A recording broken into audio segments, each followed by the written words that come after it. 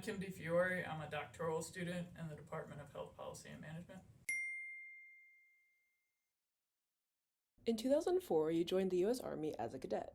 What led you to serving in the Army? I joined the Army because September 11th happened when I was in high school and felt some calling to patriotism and serving my country. I always wanted to be a leader, so decided to go to West Point and learn how to be a leader in the Army and fight and win America's wars. In 2015, you were a headquarters company commander for the Stryker Brigade. Could you tell me more about what you did to look out for the health of soldiers in this brigade? Yeah, in Alaska, I was a commander, so you're in charge of the entire unit, so everything that they're training for and what they're doing, like health status and everything. So everything from their mental health to their physical health to their training, so they have to be able to deploy in a moment's notice. So you're just in charge of pretty much everything, and overseeing the people is the most challenging and rewarding part because you can help them through personal struggles and get them care they need or resources, but it's also it takes an enormous toll on leaders, and that's why the Army always rotates their leaders out because it's just an exhausting position. It's rewarding, but yeah, it was one of the coolest things I did on the Army because I just love interacting with people and helping them out. I see that you've brought your service dog with you here today. How long have you had him for? I got Thor at the end of 2017, right as I got out of the Army, and I got him from an organization, so he's all trained, and they matched us because I'm a little goofy, he's a little goofy, so our personalities worked really well, and he's just been a really great thing to have. Just he helps me along, he's helped my healing, and just yeah, service dogs just do so much. It's just hard to describe everything they do. Yeah, that's awesome. What's one of your favorite memories with Thor?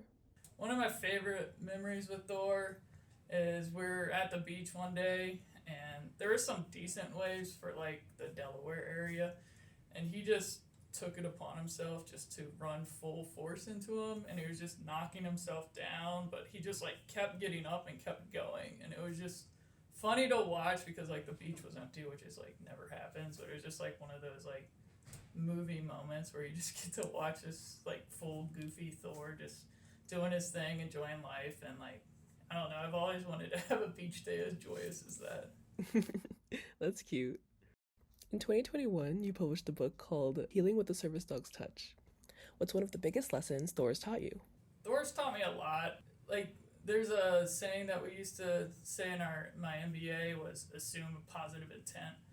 And every time Thor goes up to a person, it's like he never has like a negative feeling about that person. He always just takes it at like the face value of that and assumes that that person is good. So I just, even though I've been through stuff and have some mental health issues and like trust issues, I just kind of like look at the world through Thor and just see like, all right, most of the people in this world are good and are going to try to do good things for me, whether we receive it that way or not, but just assuming that people have a positive intent no matter how we're receiving it is probably one of the most valuable things he's taught me. What led you to researching injury prevention here at the Bloomberg School? So as I was getting out of the military, I was struggling with suicidal ideations, attempts, and PTSD, and just TBIs and all sorts of things. And as I was navigating care, I'm a pretty intelligent person. It was difficult for me. So I was like, if I am having difficulty navigating this care, like I can't imagine someone that might be in more crisis or maybe has less like education or whatever. And so just like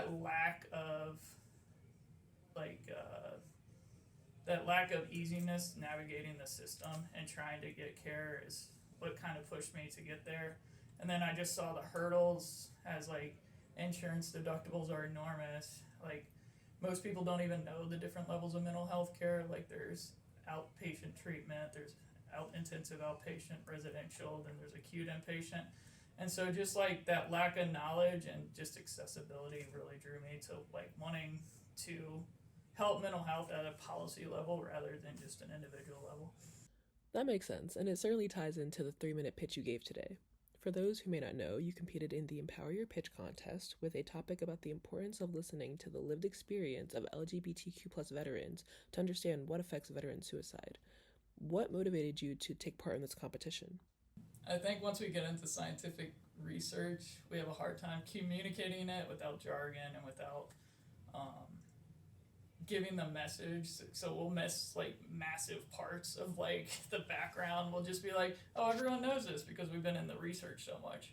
And so I just wanted to get better at communicating what I was researching in a concise way that everyone can understand. And like, hey, what are the big parts? Because it's a 3-minute pitch and it's like your whole dissertation. So it's like this massive research project in 3 minutes. So I just wanted to get out of my comfort zone and figure out how to communicate research better. How has competing in this competition improved your ability to communicate your research to others? So they start with the training, and the training was really great because the guy just kind of goes over how to simplify scientific research. And I think just getting that common knowledge of like, hey, I could give this pitch probably to anyone on the street and they would most likely understand it. And I don't use like any like quantitative knowledge or anything. I just say, hey, I'm going to go talk to people. And so just like how to unjargon and how to communicate effectively is just really good. And the peer coaches were great, and the judges' feedback, because it's constructive and they'll tell you like different things you can improve. Because I mean, compared to my first pitch to my last pitch, it was just like an entirely different set of slides, different script and everything. And so I was just able to go through that iterative process with the feedback from the judges and my peer mentor, and it was just like a really great process. Speaking of your peer mentor, earlier today, Raluca Mate was named this year's Peer Coach Champion, and you had some very kind words to say about her. As a mentor, how has she supported you throughout this competition? So Raluca is a postdoc, and she did her PhD here, and now she's a postdoc.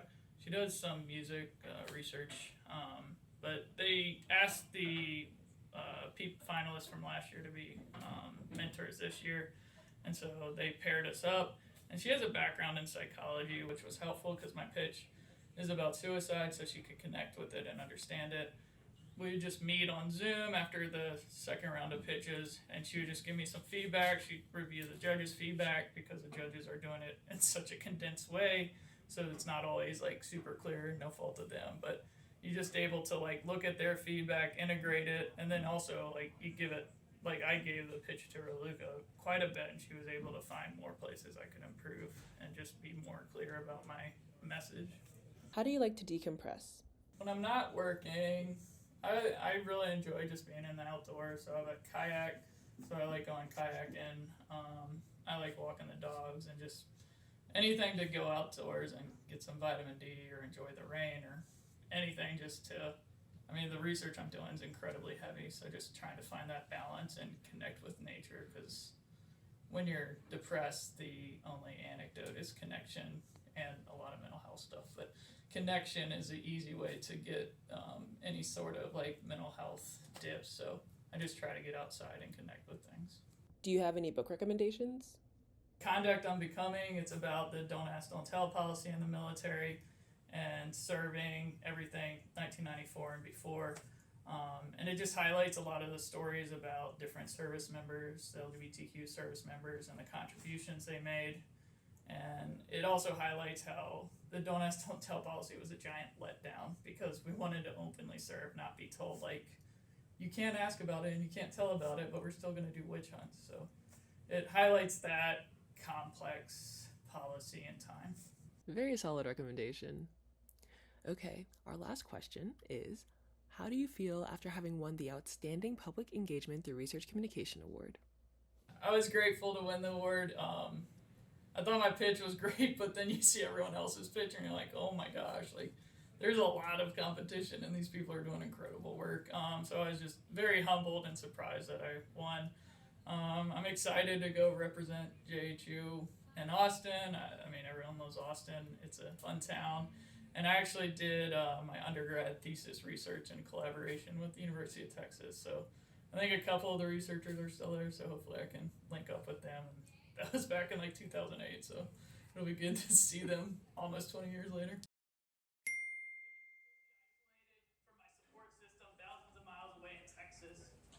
Despite receiving the Army's best suicide prevention training for over a decade, I found myself making multiple suicide attempts.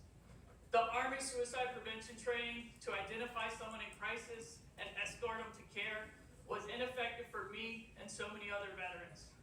My name's Kim, and we're figuring out how to save LGBTQ veterans' lives.